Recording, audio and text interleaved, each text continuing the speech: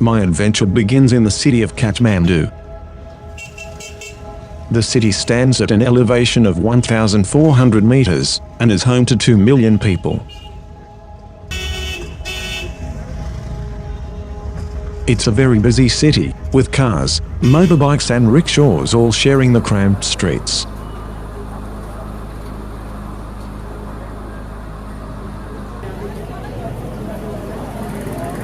There are temples and shrines on every corner, and I was lucky to be here during some unusual festivals.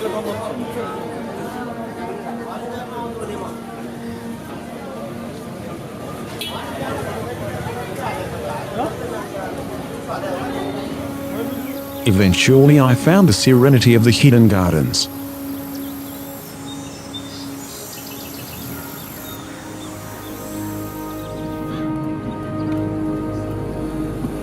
After spending a few days here, I was driven out of the city and into the Kathmandu Valley, and onto the town of Jiri.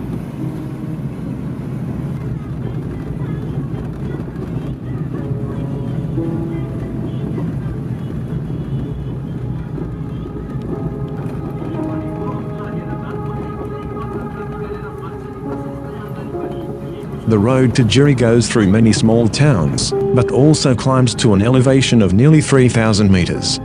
Many parts of the road are narrow and steep, and our pace was often slowed by buses and local transportation.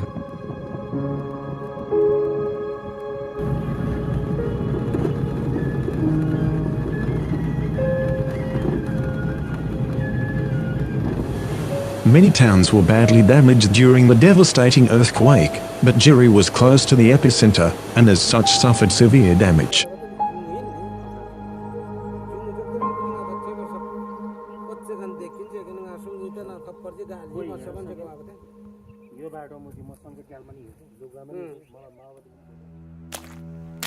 After spending the night in one of the only lodges left standing in Jiri, I organized a guide, and with him, set off by foot early the next morning.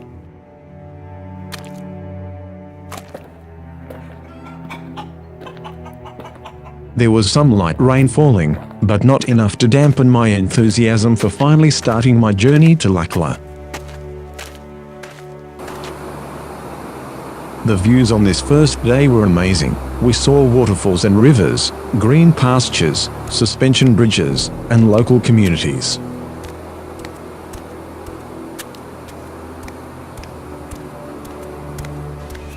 Local roads were impassable by anything other than foot power.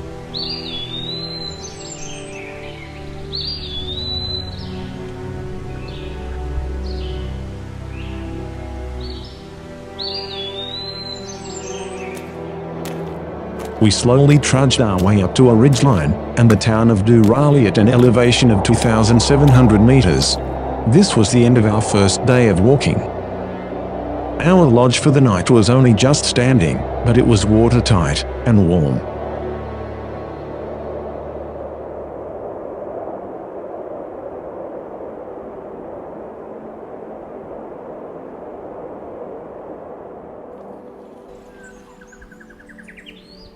I woke early, to an amazing view down the valley which we would be walking along today.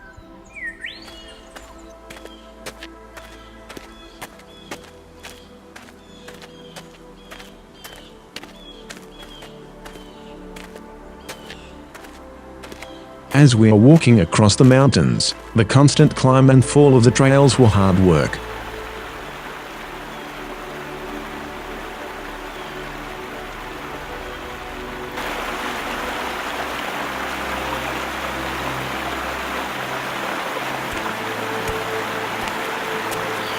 The rain had stopped though, and everything in the valley was lush and green.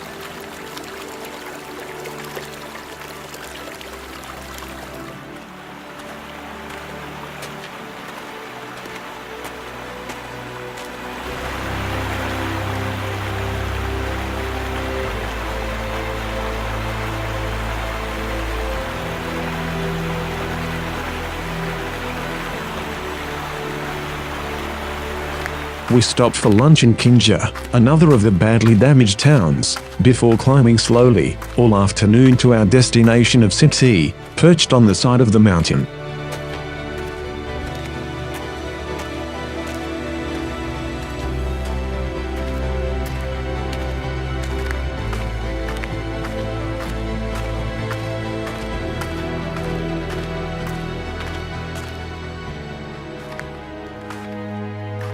After a hot shower and a good night's rest, I woke to another cloudy day. It definitely added to the atmosphere as we continued climbing up to Lamjura Pass, which at 3,530 meters, is the high point of my trip to Lukla.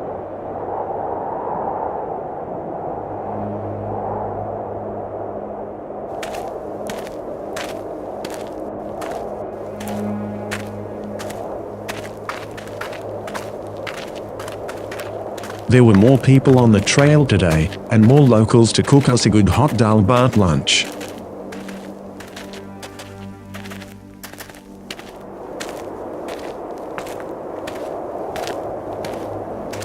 Once Lamjura Pass was conquered, we started dropping back down the mountain on the other side.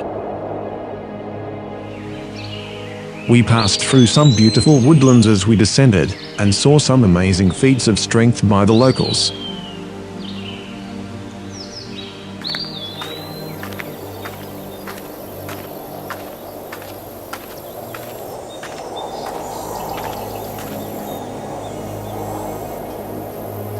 We finally arrived at our destination for the night, Janbuz. This town had amazingly little damage from the earthquake, and apparently I even slept in the same room as Sir Edmund Hillary when he passed through here so many years ago.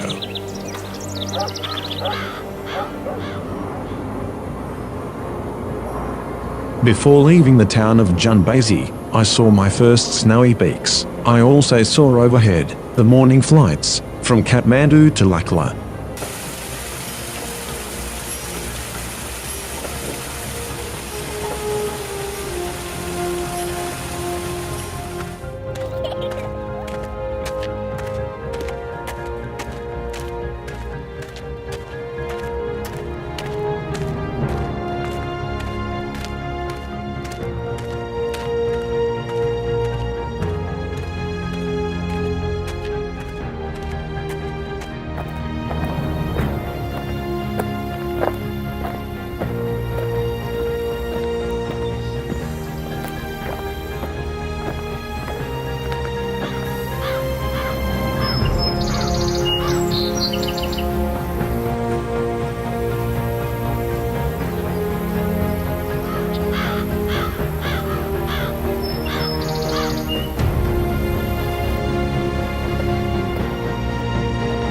The bridges today were getting longer.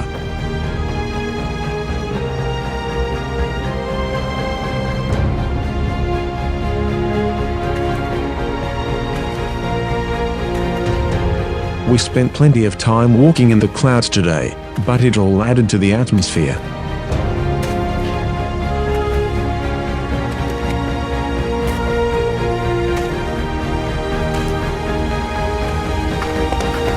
After lunch at Ringmu, we had to contend with plenty of donkeys and a little rain on our way to Nantala, which would be our stop for tonight.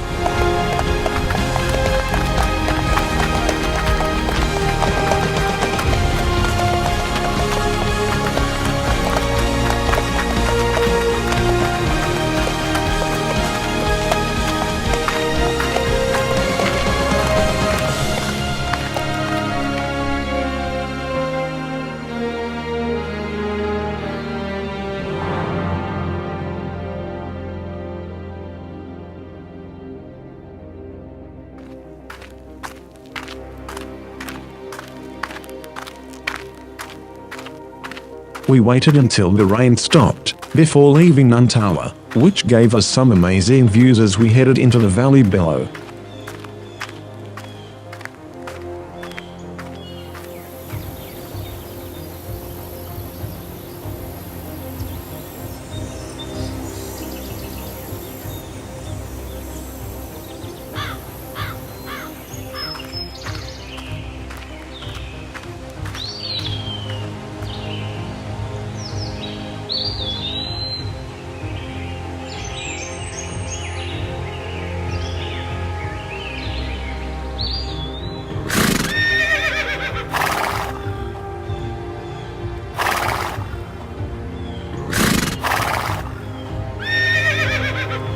We crossed the Milk River for the first time. This river is fed from Everest itself.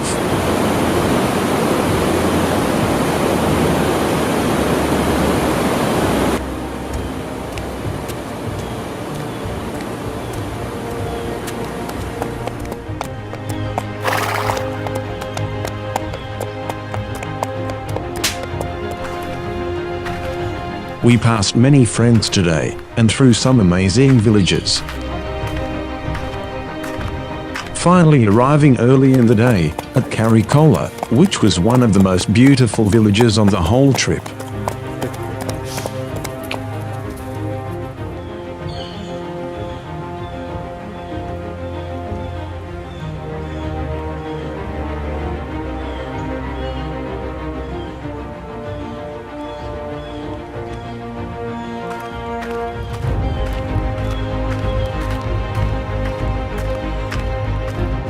The final day on this leg of the journey was dominated by the donkeys. These donkeys are carrying goods to Lukla and beyond.